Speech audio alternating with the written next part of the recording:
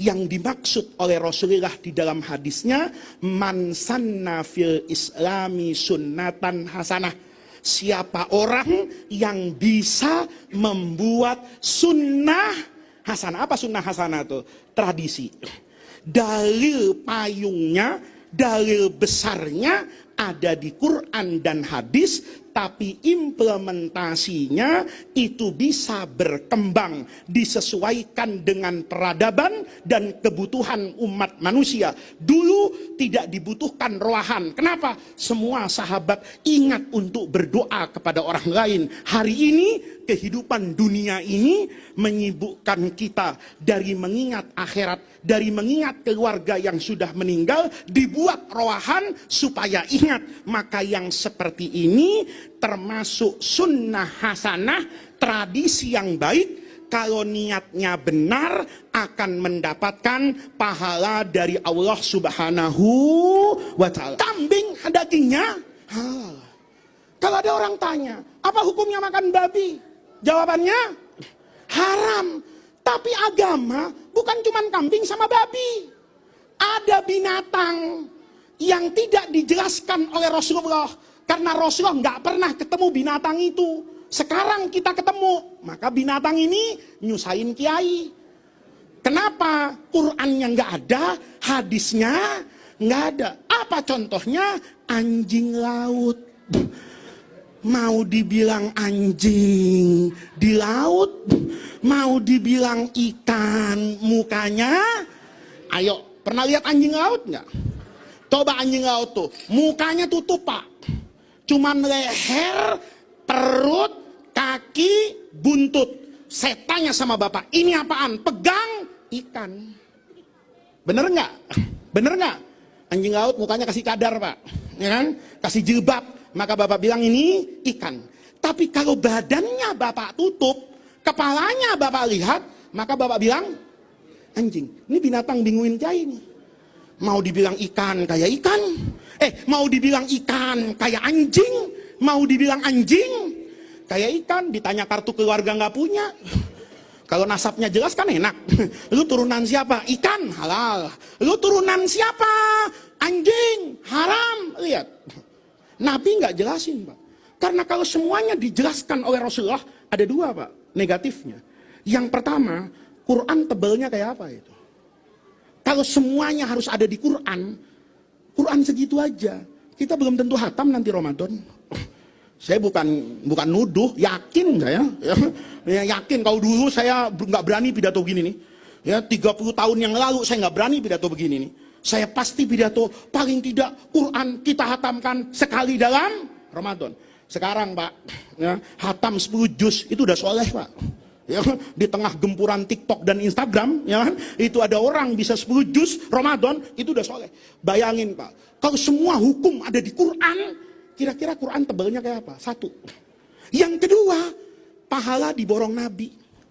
Saya tidak punya peran apapun. Kalau semuanya ada di Quran, semuanya ada di hadis, kita kehilangan pekerjaan kiai. Ya, kita mulai berpikirlah besok apa dagang somai, apa bakso. Kenapa? Karena kita kehilangan pekerjaan. Semuanya ada di Quran. Tidak semuanya ada di Quran, Pak. Kenapa? Karena ini keistimewaan Islam.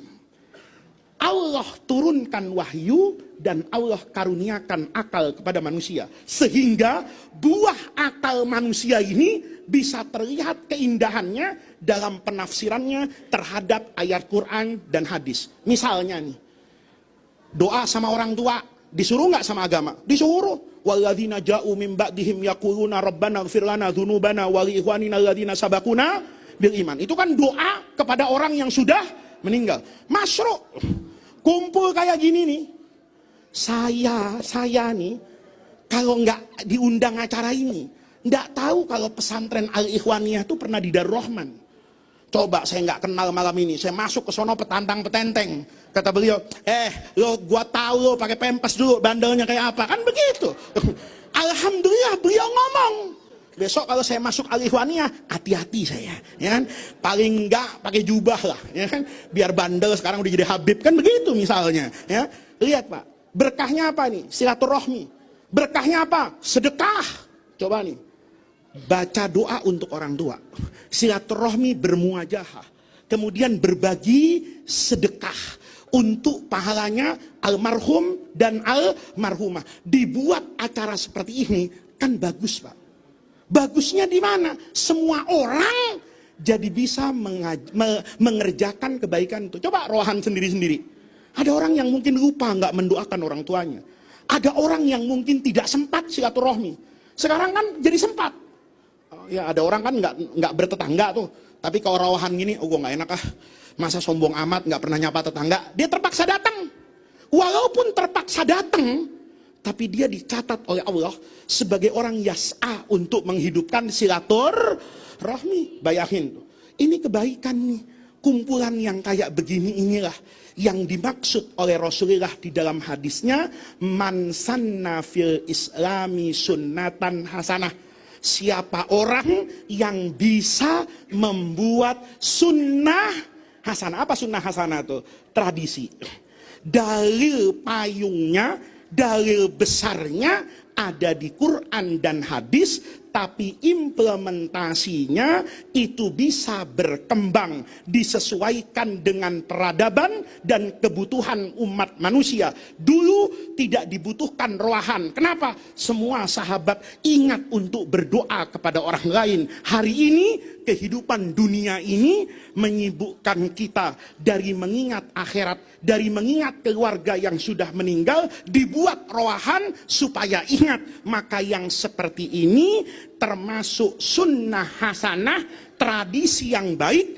Kalau niatnya benar akan mendapatkan pahala dari Allah Subhanahu wa ta'ala.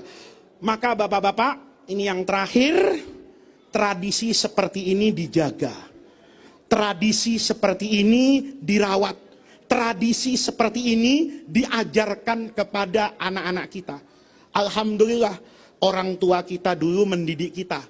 Beliau nggak ada, kita ingat ngirimin doa untuk almarhum.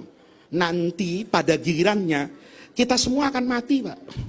Setelah kita mati, pertanyaannya, akankah anak-anak kita, zuriyah dan keturunan kita memperlakukan kita seperti kita hari ini memperlakukan orang-orang tua mereka? Orang tua kita sekarang di kuburan itu sedang memetik apa yang mereka tanam di masa lalu. Sekarang kita jangan cuma pandai memetik, tapi lupa untuk menanam. Kita tanam hari ini untuk nanti semuanya bisa kita panen di akhirat. Maka mudah-mudahan kumpulnya kita pada acara rowahan malam hari ini Allah jadikan sebagai jam'an marhuma wa tafarruqana mim ba'dihi tafarruqan maksuma. Mudah-mudahan dengan kita mengerjakan rowahan ini, mendoakan kepada mereka-mereka yang sudah wafat, mudah-mudahan Allahumma arhamna idza sirna ila ma saru ilaihi. Saat nanti kita masuk ke liang kubur, mudah-mudahan ada begitu banyak orang yang mengirimkan doa kepada kita sebagaimana malam hari ini kita mendoakan mereka semua. Mudah-mudahan hadirnya kita di majelis ini, semua amal ibadah yang kita kerjakan menjadi tawassul dan wasilah kita untuk mendapatkan khairat dunia wal akhirah.